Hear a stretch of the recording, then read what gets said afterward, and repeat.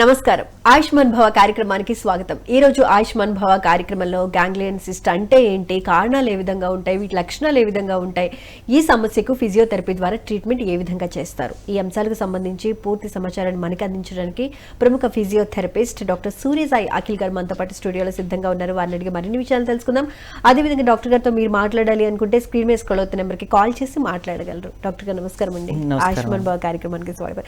ఈరోజు topic ganglion cyst. First అసలు cyst అంటే ఏంటి అనే దగ్గర నుంచి వద్దాము, తర్వాత గ్యాంగ్లియర్ సిస్ట్ గురించి మాట్లాడుకుందాం. ఫస్ట్ సిస్ట్ అంటే ఏంటి సార్? అంటే మనకి బాడీలో ఫామ్ అయ్యే ఒక కంతి లాగా అండి. కంతి అంటే ప్రతి చోట కంతులు ఉంటాయి. కొంతమందికి రకరకాల ప్రదేశాల్లో వస్తుంటాయి. కొంతమంది కాళ్ళల్లో వస్తాయి, కొంతమందికి ఫ్యాట్ బాల్స్ అంటాం, మన కొవ్వు కణాలు, అవి వేరే ఉంటాయి. ఇంకొన్ని క్యాన్సర్ కి సంబంధించిన కణాలు ఉంటాయి. అలా రకరకాల కణాలు. గ్యాంగ్లియన్ సిస్ట్ అనేది ఒక రకం దాంట్లో. అయితే వేరే వేరే కణాలన్నీ ప్రతి చోట వస్తాయి, కానీ గ్యాంగ్లియన్ సిస్ట్ మాత్రం మనం ఎక్కువ చూసేది చేతుల్లో చూస్తాం. ఓకే, అంటే అరిచేతుల్లో, ఓన్లీ అరిచేతుల వరకే, అరిచేతులు మణికట్టు, ఓకే, ఇక్కడ వరకే చూస్తాం అన్నమాట. ఓకే, దీని పైకి వచ్చేటివి గ్యాంగ్లియన్ సిస్ట్ ఉండవండి. ఓకే, సో ఈ ప్లేసెస్ లో వచ్చే మాత్రమే గ్యాంగ్లియన్ సిస్ట్ అని పేరు. ఓకే, అంటే ఇక్కడ కూడా వేరే వేరే కంతులు రావచ్చు, కానీ గ్యాంగ్లియన్ సిస్ట్ అనేవి ఎక్కువ ఫామ్ అయ్యే ప్రదేశం చెయ్యి. ఓకే, చేతిలో కూడా మళ్ళీ ముందు భాగం, ఇక్కడ ఈ భాగం కాదు, మళ్ళీ ఈ భాగమే వెనక వైపు ఎక్కువ వస్తాయి. ఓకే, ఇక్కడ చాలా రేర్. ఓకే, అలా. సో ఇది రావడానికి రీజన్స్ అంటూ స్పెసిఫిక్ గా అయితే ఏమీ లేవు. అసలు ఫస్ట్ సిస్ట్ ఫామ్ అవ్వడానికి అసలు రీజన్ ఏమన్నా ఉంటుందా? అదే అంటున్నా, సిస్ట్ కి ఫామ్ అవ్వడానికి స్పెసిఫిక్ గా రీజన్స్ అంటే ఏమి ఉండవు. ఓకే, అంటే మీకు చాలా మంది ఏమనుకుంటారు అంటే ఏదైనా దెబ్బ తగలడం వల్ల రావచ్చు, లేకపోతే ఆర్థరైటిస్ ఉంటే రావచ్చు అంటే yes, there are some chances to arise. అంటే ఇప్పుడు మెడికల్ కండిషన్ ఉండి ఏదన్నా సెపరేట్గా మనకు ఆల్రెడీ ఆర్థరైటిస్ ఉంది, ఆర్థరైటిస్ వల్ల సిస్ట్ వచ్చే అవకాశం ఉందా అంటే ఉంది. ఓకే, కానీ అసలు ఏది లేదు మీకు, అసలు నార్మల్ హ్యాండ్ మీది, మీకు ఎలాంటి ప్రాబ్లం లేదు అని స్టిల్ సిస్ట్ వచ్చే అవకాశం ఉంటుంది. అది వితౌట్ రీజన్. ఓకే, అంటే దానికి స్పెసిఫిక్ రీజన్ ఉండదు. అయ్యో, అదే కదా చెప్తుంది. అది మళ్ళీ ఇంకొకటి ఏంటిదంటే ఇదేం ప్రాణాంతకం కాదు, మిమ్మల్ని ఏమది టార్చర్ పెట్టదు, మిమ్మల్ని ఏమది డిస్టర్బ్ చేయదు. కొంతమందికి కానీ భయం అనేది ఇప్పుడు సడన్ గా ఏమీ లేదు, సడన్ గా వచ్చింది, మనకి భయం అయితే వేస్తుంది కదా, ఏంటి ఏదో డిస్టర్బెన్స్ క్రియేట్ అవుతుంది, ఇప్పుడు దాకా నార్మల్ గా ఉంది, ఇప్పుడు కొంచెం అంటే స్టార్టింగ్ చిన్నగా ఒక పొక్కులాగా స్టార్ట్ అయ్యి అది ఎలా ఉంటుంది ఒకసారి ఎలా ఉంటుందంటే మీకు జనరల్ గా ఫర్ ఎగ్జాంపుల్ ఈ జాయింట్స్ అన్ని ఉంటాయి కదండి, ముఖ్యంగా ఈ జాయింట్స్ దగ్గరలో ఫామ్ అవుతా ఉంటాయి. ఓకే, లేదా ఈ జాయింట్ దగ్గరలో, ఓకే, ఏదన్నా జాయింట్ దగ్గరే ఫామ్ అవడం ఉంటుంది, మధ్యలో ఫామ్ అవడం చాలా రేర్. మళ్ళీ జాయింట్ దగ్గరే ఫామ్ అవుతుంది. అది ఏం చేస్తుందంటే ఫస్ట్ చిన్నగానే స్టార్ట్ అవుతుంది. అది రావడానికి రీజన్ తెలీదు, స్పెసిఫిక్ గా రీజనే లేదు. నేను అదే చెప్తున్నాను. అంటే ఓవర్ యూసేజ్ అనుకుంటాం, కొన్ని సార్లు ఏమవుతుందంటే ఓవర్ యూసేజ్, ఓవర్ స్ట్రెస్ గా వాడాము, దానివల్ల కంతి రావచ్చు. అసలు ఏమీ చేయకుండా కూడా వచ్చే అవకాశాలు ఉంటాయి. అదే అంటున్నా, స్పెసిఫిక్ రీజన్ లేదు. కానీ అది వస్తే ఏం చేస్తుంది, అది డిస్టర్బెన్స్ కాజ్ చేస్తుందా లేదా అని డిస్కస్ చేయొచ్చు మనం. ఓకే, అంటే దానికి surgical procedure, medical procedure, physiotherapy, ఇట్లా అన్ని ఉంటాయి. ఓకే, ఏ దేనికి ఏ ప్రోటోకాల్, ఓకే, మనం ఎలాంటి టైంలో ఎలాంటి డెసిషన్ తీసుకోవచ్చు, అది వస్తే ఎలా ప్రాణాంతకం కాదు అని చెప్తున్నారు. ఓకే, సరే. సో ఈ ప్లేసెస్ లో చిన్నగా స్టార్ట్ అవుతుంది. ఓకే, ఇప్పుడు స్టార్ట్ అయిన తర్వాత ఏంటిదంటే ఈ కణితి కొన్ని సార్లు ఇంకా పెరగదండి. ఓకే, ఒక సైజ్ వచ్చి కొన్ని సార్లు ఏమవుతుంది, పెరగదు, తగ్గదు, మిమ్మల్ని డిస్టర్బ్ చేయదు, అది అలా ఉండిపోతుంది. మరి అక్కడ ఫంక్షనాలిటీ ఏమైనా డిస్టర్బ్ చేయదు, కొన్ని సార్లు చేయదు. ఓకే, ఫంక్షనాలిటీ డిస్టర్బ్ అయినప్పుడు వెళ్ళేదే మెడికల్ ప్రొసీజర్. ఓకే, అసలు అప్పుడు కాంప్లికేషన్స్ ఏ విధంగా ఉంటాయి? మెడికల్ ప్రొసీజర్ దాకా వెళ్ళే కాంప్లికేషన్స్ అంటే ఎప్పుడైతే మనకి నార్మల్గా ఇప్పుడు ఎగ్జామిన్ చేసినప్పుడు మనం చేయబెట్టి నొక్కినప్పుడు మీకు పెయిన్ వస్తుందా అక్కడ, ఓకే, అంటే డిస్టర్బెన్స్ లేదు. నొక్కితే పెయిన్ రావట్లేదు కానీ కనితుంది, కానీ మూవ్మెంట్ చేస్తే పెయిన్ వస్తుంది. ఓకే, అదొక రకం. ప్రెస్ చేస్తే రావట్లేదు బట్ మూవ్మెంట్ చేస్తే పెయిన్ వస్తుంది. అప్పుడు ఏంటిది, మూవ్మెంట్ డిస్టర్బ్ చేస్తుంది ఆ కంతి. ఓకే, అక్కడ మూవ్మెంట్ ని అడ్డుకుంటుంది. అడ్డుకోవడం వల్ల అక్కడ నరం నొత్తుకోవడము, బ్లడ్ వెజల్ నొత్తుకోవడము, కణితి కదా, మనకు ఇక్కడ ఉండే స్ట్రక్చర్స్ ని డిస్టర్బ్ చేస్తుంది ఖచ్చితంగా. కొన్నిసార్లు డిస్టర్బ్ చెయ్యదు, ఓకే. డిస్టర్బ్ చేస్తున్నప్పుడు ఏం చేస్తారు అంటే దాన్ని మెడికల్ ప్రొసీజర్ ద్వారా దాన్ని క్లియర్ చేస్తారు. ఒక ఇంజెక్షన్ పెట్టి దాన్ని తీయడానికి క్లియర్ చేయడానికి ట్రై చేస్తారు. అదొక ఆప్షన్. అది ఉండే సైజుని బట్టి మనం దీన్ని ఎగ్జామిన్ చేస్తాం. అల్ట్రాసౌండ్, ఎంఆర్ఐ ఈ రెండు ఎగ్జామినేషన్స్లో డయాగ్నోసిస్లో బయటపడుతుంది దాని యొక్క సైజ్ ఏంటి, అది ఏ స్ట్రక్చర్ని డిస్టర్బ్ చేస్తుంది, అక్కడ నర్వ్ని డిస్టర్బ్ చేస్తుందా, జాయింట్ని డిస్టర్బ్ చేస్తుందా, మూమెంట్ ఇది ఎందుకు రెస్ట్రిక్ట్ అవుతుంది, ఇలా డయాగ్నోసిస్ చేయడానికి ఎంఆర్ఐ కానీ అల్ట్రాసౌండ్ కానీ యూస్ చేస్తారు. దాని ద్వారా తెలుసుకుంటారు ఓకే ఈ కణితికి ఈ నొప్పి దీని వల్ల వస్తుంది, లేదు దీని సైజు పరిణామము. ఇప్పుడు ఇది ఎలా ఉంటుందంటే అండి, కొన్ని సార్లు నెలల్లోనే సైజు పెరుగుతుంది, కొన్ని సంవత్సరాల దాకా పెరగదు, మళ్ళీ డిస్టర్బ్ చేస్తుంది. కొన్ని సార్లు వచ్చిన గ్యాంగ్లియోసిస్ట్ మళ్ళీ తగ్గిపోతుంది కూడా, ఓకే, కరిగిపోతుంది, దాని అంతా అది తగ్గిపోతుంది ఓకే కొన్ని సందర్భాల్లో.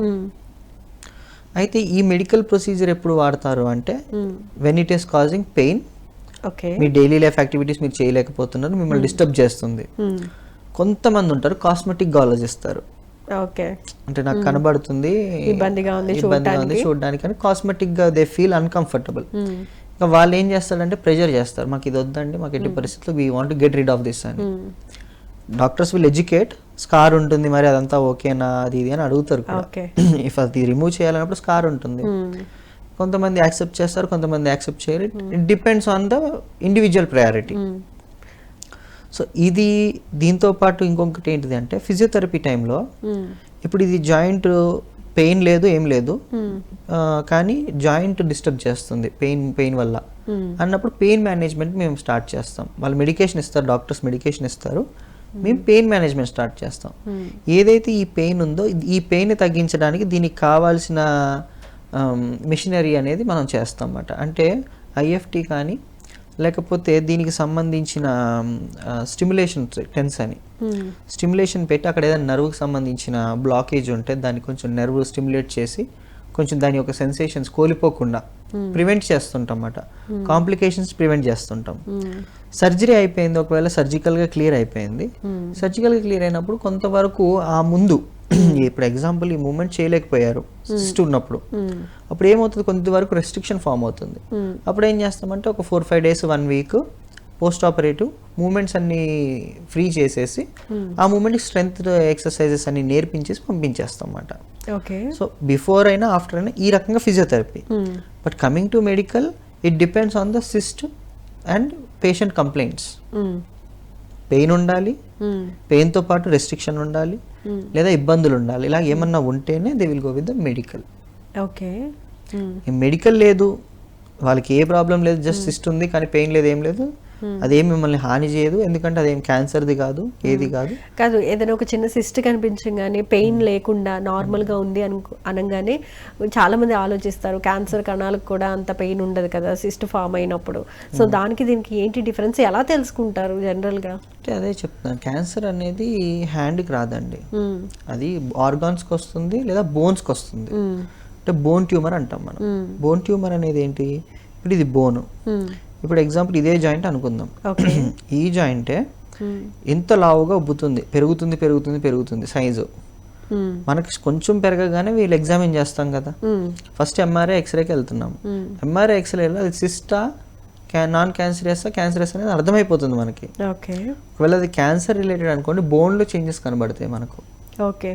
బోన్లో చేంజెస్ కనబడకుండా జాయింట్లో ఏదో ఫ్లూయిడ్ అక్యుములేషన్ అయ్యింది, జస్ట్ ఏదో నీటి బుగ్గలాగా ఉంది అంటే నాన్ క్యాన్సరియస్. సో ఆ నీటి బుగ్గకి బోన్ దానికి చాలా డిఫరెన్స్ వచ్చేస్తుందండి. మనకు అల్ట్రాసౌండ్లో తెలుస్తుంది, ఎంఆర్ఐలో తెలుస్తుంది. ఎంఆర్ఐలో క్లియర్గా మనకు బోన్ అనుకోండి, బోన్ షేప్ అవుట్ అయిపోతుంది కదా, బోన్కి ఒక షేప్ ఉంటుంది, షేప్ అవుట్ అవుతుంది కదా. సో క్లియర్గా అర్థమైపోతుంది this is related to the bone అని. కానీ ఇది అలా కాదు, నీటి బుగ్గలాగా ఉంటుంది. ఇప్పుడు ఇలా అంటే లోపలికి వెళ్తుంది, మళ్ళీ అంటే తీసేస్తే వస్తుంది, మళ్ళీ నొక్కితే మళ్ళీ అంటే సమ్ నీటి బుడగలాగా. అదేంటంటే కదులుతూ ఉంటుంది అక్కడక్కడే, మిమ్మల్ని డిస్టర్బ్ చేయదు. అదే చెప్తున్నాను నేను, it won't harmful to you. Pain ఉంటే మెడికల్ గా వెళ్ళాలి, అంటే భయపడాల్సిన అవసరం లేదు. అది ఎంత సైజు పెరిగినా భయపడాల్సిన అవసరం లేదు, టూ మచ్ సైజ్ పెరగకూడదు. మరి పెయిన్ లేదు కదా, పెయిన్ లేదు కానీ ఇప్పుడు ఎగ్జాంపుల్ చెప్తాను, నాకు కొంచెం విజిబిలిటీ గా ఉంది ఎక్కువగా లేదు అన్నప్పుడు ఐ కెన్ మేనేజ్. నార్మల్ గా ఇప్పుడు ఇంత ఉండాల్సిన సైజ్ ఇంత అయితే కొంతమందికి దగ్గర ఇక్కడ ఒక బుడిపు లాగా అది కూడా ఉంటుంది కదా, అది కూడా గ్యాంగ్లియన్ సిస్ట్ లాగే. ఓకే. సో అది ఏమవుతుంది, పెరుగుతుంటుంది కదా, పెరుగుతున్నప్పుడు మనం దాన్ని చిన్నగా ఉన్నప్పుడు యాస్పిరేట్ చేయాలి. యాస్పిరేట్ అంటే నీడిల్ పెట్టి తీసేస్తారు. యాస్పిరేట్ దానివల్ల పెయిన్ రావట్లేదు, నార్మల్ గానే ఉంది, మనల్ని డిస్టర్బ్ చేయట్లేదు అనుకున్నప్పుడు ఆటోమేటిక్ గా నెగ్లెక్ట్ చేస్తారు. అది సైజ్ పెరుగుతూ ఉంది కానీ పెయిన్ లేదు, మరి వదిలేయచ్చు అంటారు. అలా వదలకూడదు. సైజ్ పెరుగుతుంది అన్నప్పుడు బెటర్ దానికి మెడికల్ ప్రొసీజర్ చేయించుకోవడం మంచిది. ఎందుకంటే సైజ్ పెరుగుతుంది కదా, అది పెరుగుతున్నప్పుడు ఏం చేస్తారు, పెరిగే కొద్దీ పెయిన్ లేనప్పుడు ఇంకా ఫిజియోథెరపీ ఎందుకంటారు? పెయిన్ లేదు కానీ మూమెంట్ రెస్ట్రిక్ట్ అవుతుందిగా. ఓకే. ఇప్పుడు మీకు నేను అదే చెప్తున్నాను. ఇప్పుడు మీరు అన్నారు కదా, అవును, ఎగ్జాంపుల్ బుడగలాగా వచ్చింది అని, బాగా పెరిగింది అనుకోండి, నార్మల్ గా మనకు వాపు వస్తేనే మూమెంట్ చేయగలుగుతామా? నార్మల్ గా ఏదైనా చిన్న వాపు ఉంటే మూమెంట్ వస్తుందా ఫ్రీగా? రాదు కదా. ఇప్పుడు మీరు చిన్నగా ఉండాల్సిన బుడగ పెద్దగా అయిందని మీరు అంటున్నారు.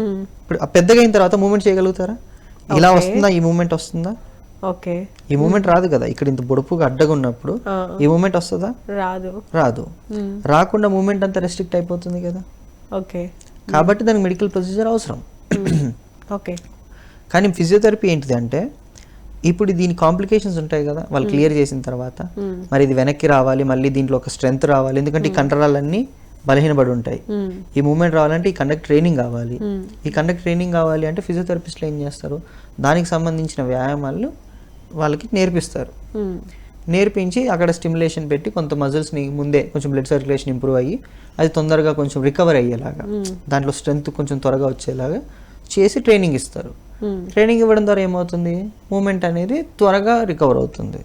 స్వతహాగా చేసుకునే దానికి ఒక మెడికల్ అసిస్టెన్స్ ఉన్నదానికి డిఫరెన్స్ అదేనండి. ఇప్పుడు కూడా ఇప్పుడు మనం ఒక టాబ్లెట్ వేసుకుంటే తగ్గడం అనేది లాంగ్ టైం. ఓకే.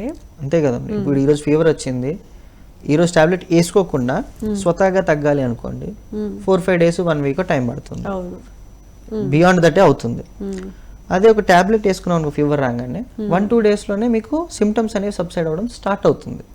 ఎందుకు, మనం దానికి ఎక్స్టర్నల్గా సపోర్ట్ ఇస్తున్నాం. సేమ్ వే మెడికల్ ట్రీట్మెంట్స్ ఏవైనా కూడా దాన్ని రికవరీ చేసేస్తాయి కానీ, అంటే క్యూర్ చేసేస్తాయి కానీ దాని యొక్క ప్రికాషనరీ మెజర్స్ అనేవి ఎక్స్ట్రా ఎఫర్ట్స్ ఉండాలి. కాబట్టి physiotherapy will take care of that. Okay. మరి ఈ సిస్ట్ రావడానికి రీజన్స్ ఏమీ లేవు అని అంటున్నారు. ఆల్రెడీ ఒకటి ఫామ్ అయ్యింది, సో క్లియర్ చేసుకున్నారు, క్లీన్ చేసుకున్నారు. ఆ తర్వాత కూడా మళ్ళీ అంటే ఆల్రెడీ ఫామ్ అయ్యే శరీరతత్వం ఉంది అనే కదా అర్థం. సో మళ్ళీ ఫామ్ అయ్యే ఛాన్సెస్ ఉంటాయా? ఉంటాయి, కానీ అదే ప్లేస్లో అవ్వచ్చు, అవ్వకపోవచ్చు. కొత్త ప్లేస్లో అయ్యే అవకాశాలు ఎక్కువ ఉంటాయి, మళ్ళీ అయిన ప్లేస్ కాకుండా. ఓకే. అంటే ఎగ్జాంపుల్ నాకు ఈ చివరికి అయ్యిందండి, ఈ చివరికి అయిన తర్వాత ఈ చివరి క్లియర్ చేసేసుకున్నారు మీరు, ఈ చివరి క్లీన్ చేసేసుకున్నాక ఈ చివర వచ్చే అవకాశం తక్కువ, ఇంకొక చోట వచ్చే అవకాశం ఎక్కువ. ఓకే. అంటే ఫామ్ అయిన చోటే ఇమీడియట్గా తొందరగా ఫామ్ కావు, టైం తీసుకుంటాయి.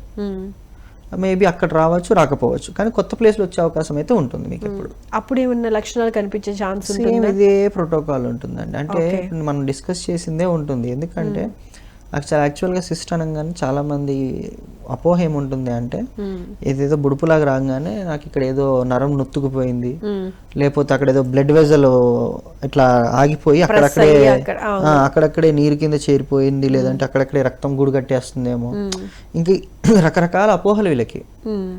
నేనేమంటాను అంటే అవి అయ్యే అవకాశాలు ఉండవు, చాలా రేర్ అవి. ఏదన్నా దెబ్బ తగలడము, మీరు కింద పడిపోయి ఏదన్నా గట్టిగా నొక్కుకుపోవడము, అలాంటివి జరిగితే మనం అనుకోవచ్చు సరే రక్తం గూడు కట్టిందనో, లేకపోతే లోపల ఏదైనా ఫ్రాక్చర్ అయిందనో, లేకపోతే ఇంకోటనో. కానీ కొన్నిసార్లు అలా పడినప్పుడు మన చేతి మీద పడే ప్రెషర్ వల్ల కూడా ఈ బబుల్స్ అనేవి వచ్చే అవకాశం ఉంటుంది. డాక్టర్ గారు, ఈ సిస్టులు అనేవి హ్యాండ్స్ మీద ఫామ్ అవుతాయని చెప్తున్నారు కదా, మరి ఏ ఏజ్ గ్రూప్ వాళ్ళకి ఎక్కువగా ఫామ్ అవుతాయండి? అంటే చిన్నపిల్లల్లో అయినా పెద్దవాళ్ళలో అయినా? యూజువల్గా అయితే కొంచెం ఏజ్ అంటే మిడిల్ ఏజ్ నుంచి ఓల్డ్ ఏజ్ వాళ్ళకి ఎక్కువ, పిల్లల్లో కూడా చూస్తాం కానీ చాలా తక్కువ. ఓకే. యూజువల్గా ఎగ్జాంపుల్ చెప్పాలి అంటే ఎక్కువ మనకి లేబర్ వర్క్ చేసే వాళ్ళు ఉంటారు చూడండి, హ్యాండ్ ఎక్కువ యూజ్ చేస్తుంటారు బాగా, వాళ్ళల్లోనూ ఫార్మర్స్లో, లేకపోతే ఇప్పుడు ఈ మధ్య అయితే సాఫ్ట్వేర్ ఎంప్లాయీస్లో కూడా, ఎందుకంటే కీబోర్డ్ వర్క్ ఎక్కువ. ఓకే. మూమెంట్ జరుగుతున్నప్పుడు బ్లడ్ సర్క్యులేషన్ బాగుంటుంది, అంత ఒక ఎక్సర్సైజ్ టైప్ లో ఉంటాయి. ఓవర్ యూజ్, అదే అంటున్నా.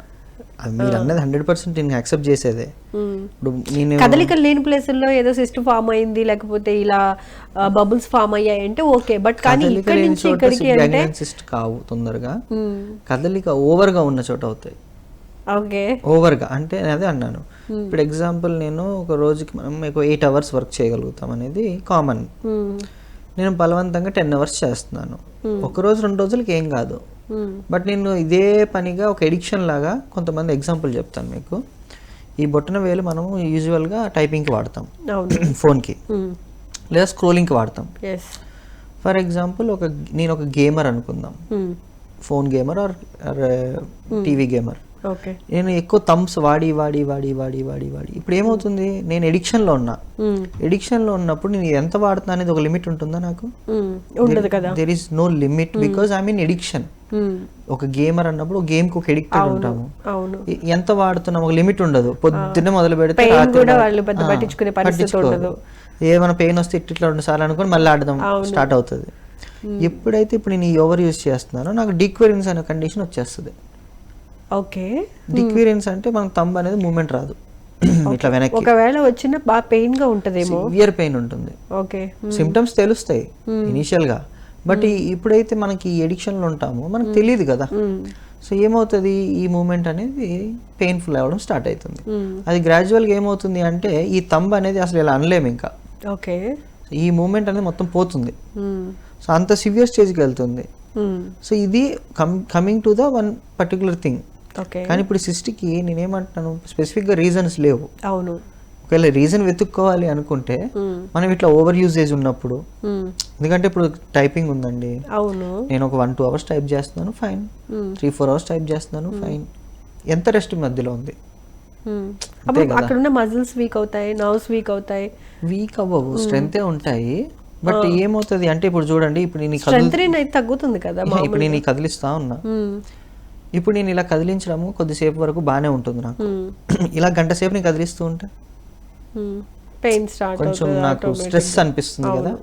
ఈ స్ట్రెస్ కాజ్ వల్ల కూడా గ్యాంగ్లియన్ సిస్ట్ వచ్చే అవకాశం ఉంటుంది. ఖచ్చితంగా దీని వల్ల వస్తుందని రూల్ లేదు. మళ్ళీ అదే చెప్పాను, మనం రీజన్స్ వెతుక్కోవడానికి. స్ట్రెస్ అనేది దీనికి సంబంధించినంత వరకే ఉంటుందా, మైండ్ కి కూడా సంబంధించి ఉంటుంది? దీని వరకేనండి, body physical activity. Ganglion cyst అనేది ఫిజికల్ కానీ తప్ప మెంటల్ స్ట్రెస్ వల్ల అనేది చాలా రేర్, చాలా రేర్. అందుకే నేను అదే చెప్పాను, స్పెసిఫిక్ కాజే లేదు దీనికి. ఇప్పుడు నేను ఇప్పుడు మీకు ఏదైనా చెప్పాలి అంటే సాఫ్ట్వేర్ ఎంప్లాయీస్ కి వచ్చే అవకాశమే ఎక్కువగా ఉంటుంది, సాఫ్ట్వేర్స్ కి ఉంటుంది, లేదా బాగా over usage over work load చేసే వాళ్ళకి హ్యాండ్స్లో వచ్చే అవకాశం ఉంటుంది. అయితే ముఖ్యంగా మనం చూసేది మాత్రం ఎక్కువ వ్రిస్ట్లోనే చూస్తామండి. వ్రిస్ట్ లేదంటే ఈ నకిల్స్లోనే ఎక్కువ శాతం, ఒక 60-70% మనకు కనిపించేది వ్రిస్ట్లో కనిపిస్తాయి, లేదంటే నకిల్స్ దగ్గర కనిపిస్తాయి. ఈ వ్రిస్ట్లో వచ్చినప్పుడే మనకు బాధాకరం ఏంటిది అంటే, వ్రిస్ట్ దగ్గర మనకి 8 బోన్స్ ఉంటాయి, కార్పల్ బోన్స్ అన్ని. ఈ కార్పల్ బోన్స్ అన్ని ఒకదానికి ఇలా పక్క పక్కన పేరుకుంటాయి. పైన ఒక 4, కింద ఒక 4. ఇప్పుడు ఇక్కడ ఒక 4, ఇక్కడ ఒక 4 పక్క పక్కనే పేరుకుంటాయి, అన్ని ఒక చోట ఉంటాయి. ఇప్పుడు ఇవన్నీ ఒక చోట ఇలా నిలకడగా ఉన్న చోట మధ్యలో ఏదైనా ఒక సిస్ట్ వచ్చి ఇలా బుడగలాగా ఫామ్ అయ్యింది. ఇప్పుడు ఏమవుతుంది, గ్యాప్ అనేది స్టార్ట్ అవుతుంది కదా, స్టార్ట్ అయ్యింది. ఇప్పుడు స్టార్ట్ అయినప్పుడు ఏమవుతుంది, ఒక్కొక్కసారి పెయిన్ ఉండొచ్చు, ఉండకపోవచ్చు. ఎందుకు, ఇది బబుల్ లాగా, నేను కదిపితే జరుగుతుంది, ఇటంటే ఇటు జరుగుతుంది, ఒక వాటర్ బబుల్, అవును, ఎటంటే ఇటు జరుగుతూ ఉంటుంది. లేదు ఇక్కడ ఏదైనా స్ట్రక్చర్ ఒకటి అడ్డంగా ఉంది, జరగడానికి లేదు, అప్పుడు పెయిన్ కాజ్ చేసేస్తుంది. ఎందుకంటే అది కదలనివ్వట్లేదు, మనకు ఆ మూవ్మెంట్ న్యాచురల్, ఫ్రీగా మూవ్ అయ్యే ఛాన్స్ లేదు కాబట్టి అది ఏదో ఒక నర్వ్ డిస్టర్బ్ చేస్తూ ఉంటుంది. ఏ నర్వ్ నో, లేకపోతే ఏ బ్లడ్ వెజల్ దగ్గరికి వెళ్ళు, లేకపోతే ఏ 2 బోన్స్ మధ్య, ఏ టెండాన్ మధ్యలో వెళ్ళి ఆగి కదిలితే నొప్పి అన్నట్టు ఇబ్బంది ఏదో రకం పెడతా ఉంటుంది. అలా పెట్టినప్పుడు మాత్రం కంపల్సరీ మెడికల్ ప్రొసీజర్ అవసరం.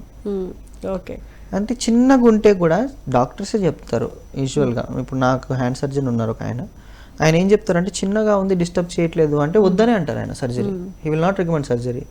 ఫిజియోథెరపీ చెప్తారు. మేమేం చేస్తాం ఫిజియోథెరపీలో, ఐస్ ప్యాక్ లేకపోతే క్రయోథెరపీ అని కొంచెం రెడ్యూస్ చేయడానికి. ఎందుకు, దానివల్ల ఏమైనా ఇన్ఫ్లేమ్ అవుతాయి ఫ్లూయిడ్, దానివల్ల ఏమన్నా లోపల ఏమన్నా స్ట్రక్చర్స్ ఏమైనా డిస్టర్బ్ అవుతాయి, వాటిని కొంచెం సబ్సైడ్ చేయడానికి, సిమ్టమ్స్ వాటిలో ఉండే పెయిన్ కానివ్వండి, వాటిలో ఉండే డిస్టర్బెన్స్ కానివ్వండి, క్లియర్ చేయడానికి ఒక థెరపీ చేసి, థెరపీతో పాటు మొబిలైజ్ చేస్తాం జాయింట్ని, రెడ్యూస్ అవుతుందని ఒక హోప్. ఎందుకంటే చిన్నగా ఉంది కాబట్టి అది పెరగకుండా లేదు అది పెరిగే అవకాశం ఉంది అంటే మనం ఎన్ని చేసినా అది ఆగదు, పెరుగుతుంది.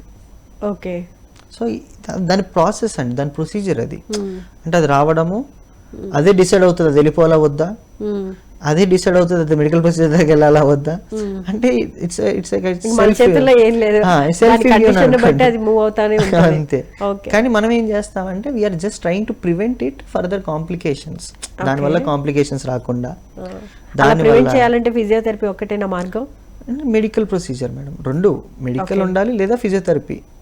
ఫిజియోథెరపీ ఏంటిది అంటే పోస్ట్ ఆపరేటివ్, ఒక ఆపరేట్ అయిన తర్వాత అక్కడ ఏమైనా నర్వ్ ఏమైనా కంప్రెస్ అయ్యింది, మరి నర్వ్ కంప్రెస్ అయితే ఆ నర్వ్కి సంబంధించిన కండరాలన్నీ బలహీనపడతాయి, సెన్సేషన్స్ డిఫరెంట్గా ఉంటాయి. అప్పుడు ఏం చేయాలి, ఆ నర్వ్ స్టిమ్యులేషన్ అంతా మంచిగా అవ్వాలని స్టిమ్యులేషన్ పెట్టి, నర్వ్ స్టిమ్యులేషన్తో పాటు exercise training, hand grip strengthening అంటమాట. హ్యాండ్ గ్రిప్స్ అనేవి చాలా డిఫరెంట్గా ఉంటాయండి. ఇప్పుడు ఎగ్జాంపుల్ చెప్తాను, ఇది ఒక గ్రిప్, ఓకే, ఇదొక గ్రిప్, అలాగా ప్రతి వేలకి pad to pad, tip to tip ఉంది, అవునా? ఇది ఒక రకమైన గ్రిప్. ఇప్పుడు నేను ఒక పెన్ పట్టుకోవాలి, ఈ గ్రిప్, ఓకే. నేను ఏదైనా బాల్ పట్టుకోవాలి, ఈ గ్రిప్. గ్లాస్ పట్టుకోవాలంటే ఈ గ్రిప్, లేదా ఏదైనా రాడ్ పట్టుకోవాలంటే ఒక గ్రిప్, లేదు నేను ఏదైనా ఒక ఏమంటారు మనకు సర్కిల్గా ఒకటి వస్తుంది, డాట్ త్రో అంటమాట. డాట్ త్రో విసరాలి అంటే నాకు ఈ మూమెంట్ ఉండాలి, ఈ మూమెంట్ రావాలి అంటే ఈ కైండ్ ఆఫ్ ఎక్సర్సైజ్, ఈ మజిల్స్ ఉండాలి, స్ట్రెంథనింగ్. ఇలాగ హ్యాండ్లో నేను చెప్పేవి కొన్నే మీకు, మనకి ఎక్కడ బాడీలో లేని మూమెంట్స్ అన్ని హ్యాండ్లోనే ఉంటాయండి. ఒక షోల్డర్కి ఫిక్స్డ్గా ఉంటుంది, 360 degrees కదులుతుంది, front to back, back to front, రౌండ్గా తిరుగుతుంది, పైకి కిందకి, ఇంతకు మించి మూమెంట్స్ ఉండవు. ఎల్బోకి అయితే ఒకటే మూమెంట్, ఫ్రంట్ బ్యాక్. రిస్ట్కి అనుకోండి 360 degrees, front back, side, fingers అయితే అప్ అండ్ డౌన్, ఇంకా చెప్పొద్దు. So the finest movements are there in the hand only. Okay, ఇంకా క్లియర్ గా తెలుసుకుందాం అండి. కాలర్ లైన్ లో ఉన్నారు, కాలర్ తో మాట్లాడదాం. హలో. హలో, నమస్తే అండి, మీ పేరు ఎక్కడి నుంచి మాట్లాడుతున్నారు? మాది మార్చల్లండి, నా పేరు మంగమ్మ. మంగమ్మ గారు చెప్పండి, ప్రాబ్లం ఏంటో డాక్టర్ గారికి. ఇది నా 50 సంవత్సరాలు అయిందండి, ఈపున కుడి పక్కన కనిపిలేసింది. ఓకే, షోల్డర్ దగ్గర అండి? ఈపు కాదు, జాకెట్ సరిగ్గా. ఓకే, అది డాక్టర్ కాడ 2 సార్లు చూపిస్తే ఏం కాదులే అన్నారండి. కరిగిపోయాక మందులు ఏమన్నా ఉండే ఏమో అడుగుదాం. ఓకే అండి. ఎంత వయసు అమ్మా మీది? 48 అండి. ఎంత బరువు ఉంటారు? 70 అండి. హైట్ ఎంత ఉంటారమ్మా? 5-6 అంగనాలు ఉన్నామండి. అంటే ఫ్యాట్ బాల్ అయి ఉంటుందమ్మా నాకు తెలిసి, ఎందుకంటే మాకు తెలియదు కదా అది ఏంటిది అనేది. కణితులు చాలా రకాలు ఉంటాయి. ఆయన మరి మీకు ఏం చెప్పారో మరి, అంటే దేనివల్ల వచ్చిందన్నారు, ఏమైనా చెప్పారా మీకు? ఏం లేదండి, 50 సంవత్సరాలు అయింది. అది చిన్నంగా ఇప్పుడు కొంచెం పెద్దదైంది. జాకెట్ లో కూడా కొంచెం గామొస్తుంది. అమ్మ మెత్తగా ఉంటుందా లేకపోతే నొక్కితే గట్టిగా ఉంటుందా? గట్టిగా లేదండి, మెత్తగానే ఉంది. నార్మల్లేనమ్మా, కొంతమందికి వస్తూ ఉంటాయి అలాగా, దానివల్ల పెద్ద ప్రాబ్లం ఏమి ఉండదు. మీకు వద్దు అనుకుంటే దాన్ని సర్జికల్గా రిమూవ్ చేసుకోవడమే, కానీ అది పర్మనెంట్ సొల్యూషన్ కాదు. కొంతమందికి ఫ్యాట్ నాడ్యూల్స్ ఉంటాయండి. ఫ్యాట్ నాడ్యూల్స్ అంటే మీకు ఆల్రెడీ చెప్పాను, కొవ్వు కణితులని. కొంతమందికి చేతికి తెలుసుకుందామండి. డాక్టర్ గారి నెంబర్ డిస్ప్లే చేస్తున్నామండి మంగమ్మ గారు, ఒకసారి నోట్ చేసుకుని మీరు కనుక అపాయింట్మెంట్ తీసుకుంటే, చూస్తే కానీ క్లియర్గా ఎక్స్ప్లెయిన్ చేయలేని అంటున్నారు కాబట్టి ఒకసారి అపాయింట్మెంట్ తీసుకుని కన్సల్ట్ అవ్వండి. థ్యాంక్ యూ సో మచ్ అండి కాల్ చేసినందుకు. చెప్తున్నాను, ఆవిడకి ఎక్స్ప్లెయిన్ చేస్తున్నాను అదే ఫ్లోలో. లైక్ కొవ్వు కణితులు ఉంటాయి కదండి, కొవ్వు కణితులు అనేది కొంతమందికి ఒకటే చోట వచ్చి పెరుగుతూ ఉంటుంది. కొంతమందికి బాడీలో కొన్ని ప్రదేశాలలో, ఎక్కువ చేతులలో, తొడలలో, లేకపోతే ఛాతి దగ్గర, వీపు మీద, ముఖ్యంగా ఆడవాళ్ళకైతే ఛాతి దగ్గర, వీపు మీద ఉంటాయి, ఎందుకంటే కొవ్వు ప్రదేశం వాళ్ళకి అది. కొంతమందికి పొట్టలో ఉంటుంది, పొట్ట కూడా కొవ్వు ఎక్కువ ఉన్నప్పుడు. ఎప్పుడు కూడా మన బాడీలో ఫ్యాట్ అనేది ఎక్కడ ఎక్కువ అక్యూములేట్ అయితే ఆ ప్రదేశంలో ఫ్యాట్ నాడ్యూల్స్ అనేవి ఫామ్ అవుతాయి. ఆ ప్రదేశంలో ఫ్యాట్ నాడ్యూల్స్ ఫామ్ అయినప్పుడు మల్టిపుల్ ఫ్యాట్ నాడ్యూల్స్ ఇక్కడ ఫామ్ అయినాయి అనుకోండి, ఇక్కడ ఫ్యాట్ నాడ్యూల్స్ ఫామ్ అయ్యే అవకాశం చాలా తక్కువ అండి. అంటే ఒబేసిటీ ఉన్న వాళ్ళకి అవుతుంది. అంటే ఒబేసిటీ అంటాం కదండి, చాలా ఓవర్ వెయిట్, 100 కిలోల పైన, 120, 130 కిలోలు ఉంటారు చూడండి, వాళ్ళకి అయ్యే అవకాశం ఉంటుంది. ఎందుకంటే అరిచేతుల్లో కూడా వాళ్ళకి కొవ్వు అనేది ఉంటుంది. కొంతమందికి అరచేతులు వాడతారు కాబట్టి ఎక్కువ. హానెస్ట్గా చెప్పాలి అంటే సింపుల్గా లాజిక్గా చెప్తాను. ఇప్పుడు మనం కూర్చున్నాము, లేదా నుంచున్నాం, లేదా నడుస్తున్నాం, బాడీ మొత్తంలో అన్ని కదిలితే ఒక పొట్ట తప్ప నడుస్తున్నప్పుడు కాళ్ళు కదులుతాయి, చేతులు కదులుతాయి, కూర్చునేటప్పుడు కాళ్ళు కదులుతాయి, లేచినప్పుడు చేతులు కదులుతాయి. అన్ని చోట్ల అన్ని వాడతాం, పొట్ట ఒకటే వాడము. సో ఫ్యాట్ ఎక్కడ అక్యుములేట్ అవుతుంది అందరికి? పొట్ట, నడుము చుట్టూతా కదా. అన్నిటికంటే ఎక్కువ వాడే ప్లేస్ ఏంటండి మనం? హ్యాండ్స్, కాళ్ళు. అరికాళ్ళు, అరిచేతులకి పైన కింద కానివ్వండి, కొవ్వు అనేది మనకు కనబడదు. దానికి రీజన్ ఎంత కదుపుతాం, మన చేతులు ఎంత వాడతాం మనము. సో ఎక్కడ ఫ్యాట్ అక్యుములేట్ కాదంటే ఎక్కడైతే మనకి వర్క్ ఎక్కువ నడుస్తూ ఉంటుందో. అందుకే చూడండి, జిమ్కి వెళ్ళి ఎక్సర్సైజ్ చేసిన వాళ్ళకి ఫ్యాట్ అక్యుములేషన్ ఉండదు. ఎందుకు? వాళ్ళు ప్రతి మజిల్ని వర్కౌట్ చేస్తారు. బైసెప్స్ అని, ట్రైసెప్స్ అని, బ్యాక్ అని, ఫ్రంట్ అని, చెస్ట్ అని, కోర్ అని. సో ఎప్పుడైతే మనకి యాక్టివిటీ పెరుగుతుందో ఈ ఫ్యాట్ అనేది అక్యుములేట్ ఎక్కువ కాదు. మన బాడీలో కూడా గుడ్ ఫ్యాట్, బ్యాడ్ ఫ్యాట్ ఉంటుంది కదండి. Cholesterol, good cholesterol, bad cholesterol అనేది. గుడ్ కొలెస్ట్రాల్ అనేది మన బాడీకి రిక్వైర్డ్ ఉంటుంది. అవును, ఒమేగా 3 ఫ్యాటీ యాసిడ్స్. అది మనం జరిగే ఫంక్షనింగ్ ఇంప్రూవ్ అవుతుంది. మన కళ్ళకి, మనం మాట్లాడడానికి, మన విజన్కి, ఇవన్నీ అవసరం. బ్రెయిన్ ఫంక్షన్కి గుడ్ ఫ్యాట్ అనేది అవసరం. సో బ్యాడ్ ఫ్యాట్ అనేది అనవసరం మనకి. సో ఇది మనం ఎప్పుడు కూడా మనకి బిఎంఐలో తెలిసిపోతుంది ఏంటిది అనేది. ఇది coming to the fat. Okay. So ఆవిడ చెప్పిన దానికి ఫ్యాట్ నాడ్యూల్కి సంబంధం ఉండొచ్చు. ఎందుకంటే అది డిస్టర్బ్ చేయట్లేదు కానీ పెరుగుతుంది. ఫ్యాట్ నాడ్యూల్స్ ఎలా ఉంటాయి అంటే అవి ఏం డిస్టర్బ్ చేయవండి, చూడడానికి మాత్రమే, కాస్మెటిక్గా మాత్రమే ఇబ్బంది పెడతాయి. ఎందుకంటే ఒక ఫ్యాట్ నాడ్యూల్ ఫామ్ అయింది, అది పెరగచ్చు, పెరగకుండా అలాగే ఉండిపోవచ్చు. తగ్గడం అనేది చాలా రేరు. ఓకే. ఫ్యాట్ నాడ్యూల్ తగ్గడం అనేది చాలా రేరు. ఒకసారి వచ్చింది అనుకోండి, లైఫ్ లాంగ్ అది అలాగే ఉంటుంది లేదా పెరుగుతుంది. తగ్గేది మాత్రం చాలా రేర్ అండి. ఓకే. ఇది ఫ్యాట్ నాడ్యూల్. కానీ గ్యాంగ్లియన్ సిస్ట్ అలా కాదు. ఓకే, అది ఎలా బిహేవ్ చేస్తుందో తెలుసుకుందాం అండి కాలర్తో మాట్లాడిన తర్వాత. హలో, చెప్పండి. నమస్తే అండి, మీ పేరు మీరే చెప్పాలి. మా పేరు కృష్ణవేణండి. కృష్ణవేణి గారు, చెప్పండి ప్రాబ్లం ఏంటో డాక్టర్ గారికి. నాకు థైరాయిడ్ అని అంటున్నారండి. ఓకే. వయసు? వయసు 53, 54 ఉంటాయండి. ఓకే. ఎప్పటి నుంచి అండి? సంవత్సరం నుంచి అండి. థైరాయిడ్ అంటే ఒళ్ళు బరువు గట్టా రాలేదండి, గొంతు కడ నొప్పిగా ఉంటుందండి. ఓకే. ఎంత ఉందన్నారు? అది తెలియదండి నాకు. 12 పవర్ మందులు పెట్టారండి, థైరాయిడ్ మందులు. ఓకే. ఇప్పుడు ఏం తెలుసుకోవాలనుకుంటున్నారండి? దానికి ఏమైనా మందులు చెప్తారేమో అండి. నాకు నొప్పిగా ఉంటదండి, అన్నం గట్టా బాగానే తింటున్నాను. ఓకే. గొంతు నొప్పిగా అనిపిస్తుంది మీకు బాగా? నొప్పిగా ఉంటుందండి. తర్వాత ఏమో ఎడం చెయ్యి, ఈ మెడన ఎడం చెయ్యి ఏమో లేస్తలేదండి, మెడకి చెయ్యి నొప్పిగా ఉంటుందండి. పక్క మీరేం ఏమైనా వర్క్ చేస్తారా? వర్క్ ఏం చేయనండి. ఓకే. ఇంట్లో పని నార్మల్ గా చేసుకుంటారు? నార్మల్ గా ఓ బాబు నేనేనండి, ఏదో అలాగా.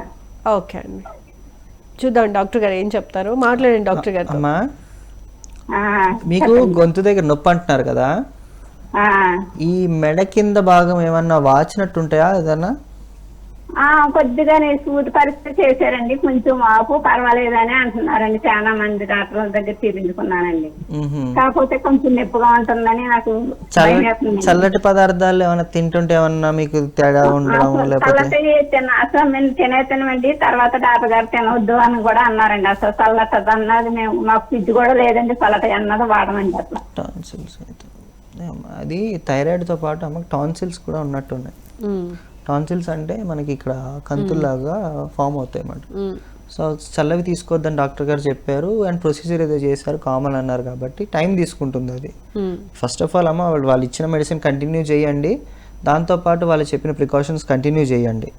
అంటే అది దానికి మనం ఏం చేయలేము అమ్మ, ఇప్పుడున్న మీరు చెప్పిన కండిషన్కి ఇమీడియట్గా ఏమి చేయలేము.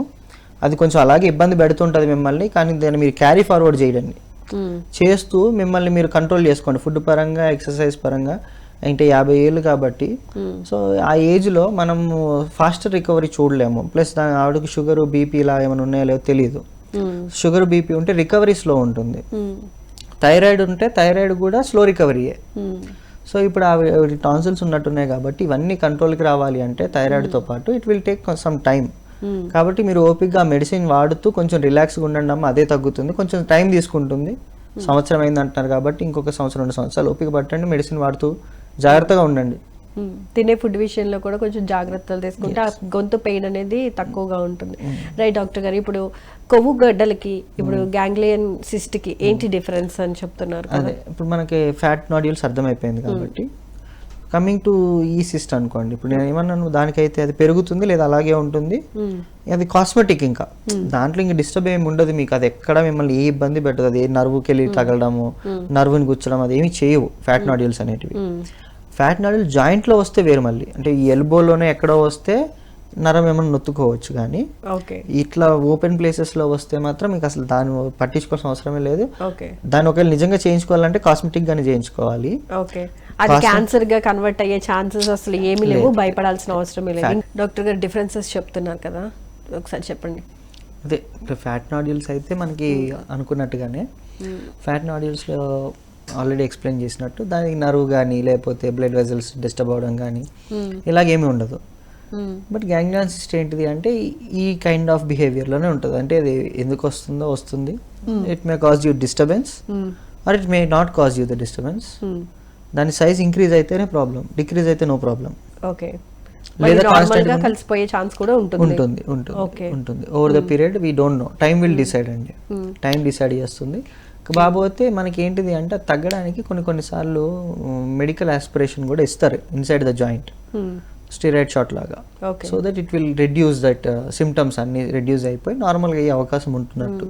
మరి షుగర్ పేషెంట్స్ ఇట్లాంటి వాటికి వచ్చింది అనుకోండి, వాటికి ఈ షార్ట్స్ ఏమి ఇవ్వరు, కానీ ఇచ్చినా కూడా లోకల్గా ఇస్తారు కాబట్టి, పర్టికులర్గా ఇప్పుడు బాడీలోకి ఇవ్వరు కదా, అది లోకల్గా ఇస్తారు కాబట్టి అసలు కంట్రోలింగ్ ఎలా ఉంది, షుగర్ కంట్రోల్ పాస్ట్ 3 months ఎలా ఉంది, వాళ్ళు ఎలాంటి డైట్ మెయింటైన్ చేస్తున్నారు, హెల్త్ కూడా చెక్ చేయాలి కదా. సో పాస్ట్ హిస్టరీ అంతా కనుక్కుంటారు. వాళ్ళకి ఏమైనా ఇబ్బందికరంగా ఉంటాయా ఇట్లాంటివి, ఈ సిస్టలు ఇలాంటివి? అంటే వస్తే తొందరగా తగ్గవండి వీళ్ళకి. తగ్గపోవడానికి కారణం ఏంటిది అంటే ఇవే.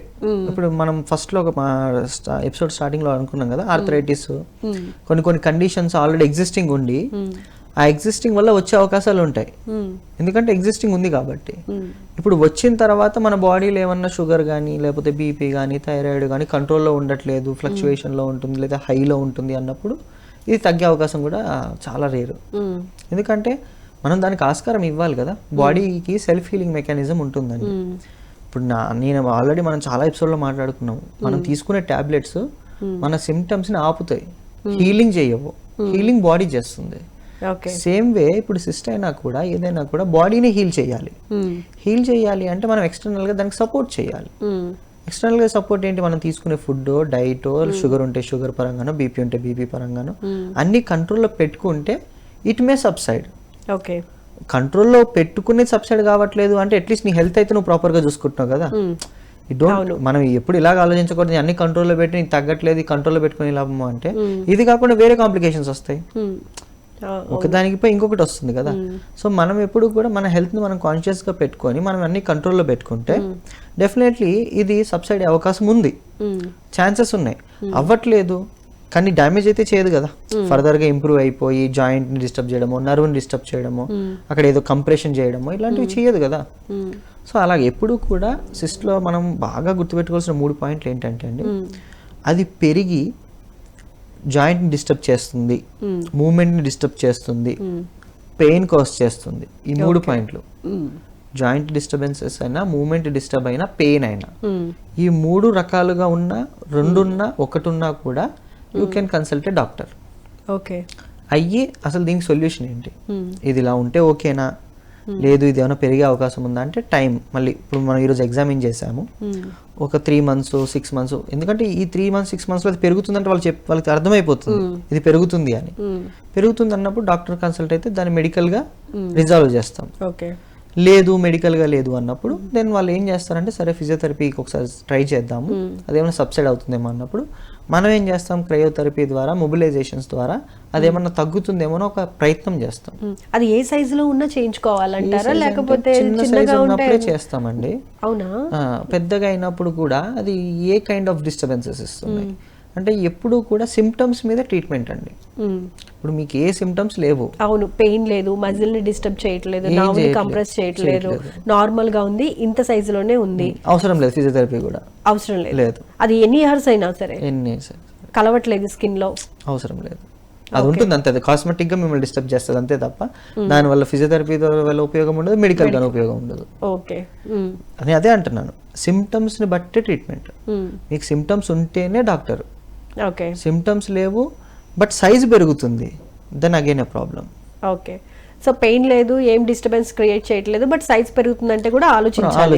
ఎందుకు సైజ్ పెరిగి పెరిగి పెరిగి ఆ సరౌండింగ్ స్ట్రక్చర్స్ డెఫినెట్ గా డిస్టర్బ్ అవుతాయి. ఇందాక ఫస్ట్ మనం రిస్ట్ కూడా అనుకున్నాం, రిస్ట్ లోనే ఒక పెద్ద కంతిలాగా ఫామ్ అవుతుందంటే మనకు కావాల్సిన మూవ్మెంట్ రాదు కదా. నార్మల్ గా మనకి ఏదైనా వాపు ఉంటేనే మూవ్మెంట్ చేయలేం, అదొక కంతిలాగా ఫామ్ అయిన మూవ్మెంట్ ఖచ్చితంగా డిస్టర్బ్ అవుతుంది. సో మూవ్మెంట్ డిస్టర్బ్ అయిందంటే that means you have to consult a doctor. So ఎప్పుడైతే ఇట్లా మెడికల్గా వాళ్ళు సర్జికల్గా కానీ లేకపోతే మెడికల్ ఆస్పిరేషన్ కానీ ఇలా కొన్ని ప్రొసీజర్స్ ఉంటాయి, వాళ్ళు చూసి వాళ్ళు ఎగ్జామిన్ చేసి వెళ్లకుండా ఉండటానికి ఫిజియోథెరపీ తీసుకుంటే కనుక ఆ సిచ్యువేషన్ రాకుండా ఉంటుందా? లేదు, కండిషన్ అండి, అది కూడా కండిషన్ మీద ఆధారపడి ఉంటుంది. ఎందుకంటే ఇప్పుడు నేను అదే అంటున్నాను, ఇది నేను మనం చాలా వరకు ఇంతకుముందు ఆస్టియోఆర్థరైటిస్, లో బ్యాక్ పెయిన్, డిస్క్ బల్జ్, ఇవన్నీ ఏంటి మనకు ఒక ఐడియా ఉంది, గ్రేడ్స్ ఏముంటాయి, ఏ గ్రేడ్ లో ఫిజియోథెరపీ, ఏ గ్రేడ్ కి సర్జరీ, ఏ రిహాబ్కి ఎలా ఉంటుంది, ఇదంతా ఒక ప్రాపర్ ప్రోటోకాల్ ఉంది. ఇది కొన్ని కండిషన్స్ ఎలా ఉంటాయి అంటే అప్పుడున్న నీకు సిమ్టమ్స్ని బట్టి, అప్పుడున్న నీకు ప్రాబ్లమ్ని బట్టి మనం ఒక treatment plan, treatment protocol design చేసుకుంటాం. అంటే మెడికల్గా సర్జరీ చెయ్యాలని డిసైడ్ కాము, అక్కడ సిమ్టమ్స్ సివియర్గా ఉన్నాయి, లేదు నీకు డిస్టర్బ్ అవుతుంది, ఫర్దర్గా ఇది డ్యామేజ్ చేసే అవకాశం ఉంది అన్నప్పుడు మెడికల్ ప్రొసీజర్. ఓవరాల్ గా చూస్తే గనక ఈ గ్యాంగ్లియన్ సిస్ట్ వల్ల ఎటువంటి ప్రాబ్లం అయితే ఉండదు. ఎప్పుడైతే ప్రాణాంతకం కాదు, క్యాన్సర్ కారకాలు అంతకన్నా కాదు. అదే విధంగా పెయిన్ రావట్లేదు, మజిల్ ని డిస్టర్బ్ చేయట్లేదు, నర్వ్స్ కంప్రెస్ చేయట్లేదు అనుకున్నప్పుడు భయపడాల్సిన అవసరం అయితే లేదు. ఒకవేళ పెయిన్ గా ఉంది, లేకపోతే పెయిన్ ఇవన్నీ లేవు, సైజ్ పెరుగుతుంది అనుకున్నప్పుడు ఫిజియోథెరపీ ద్వారా కనుక ట్రీట్మెంట్ తీసుకోవచ్చు. అదే కనుక వాటికి మిగతా వాటికి కూడా పెయిన్ యాడ్ అవుతుంది అని అనుకుంటే కనుక మెడికల్ కి పంపించేస్తాం డెఫినెట్ గా. రైట్ మేడం, నేను ఎప్పుడు నా ప్రోటోకాల్స్ చాలా సింపుల్గా ఉంటాయి. నా చేతుల్లో ఉన్నది నేను ట్రీట్మెంట్ చేయాలి, నా చేతిలో లేనిది మళ్ళీ we are a multi disciplinary team. So medical doctor treat చేయాలి, మెడికల్ డాక్టర్ ట్రీట్ చేశాక మళ్ళీ ఫిజియోథెరపీకి వస్తారు, we will do the process. Right, ganglion cyst గురించి చాలా చక్కగా ఎక్స్ప్లెయిన్ చేసినందుకు, మా కాలర్స్ అడిగిన ప్రశ్నలకు కూడా చాలా చక్కటి సమాధానాలు చెప్పినందుకు ధన్యవాదాలండి. థ్యాంక్ యూ సో మచ్ అండి.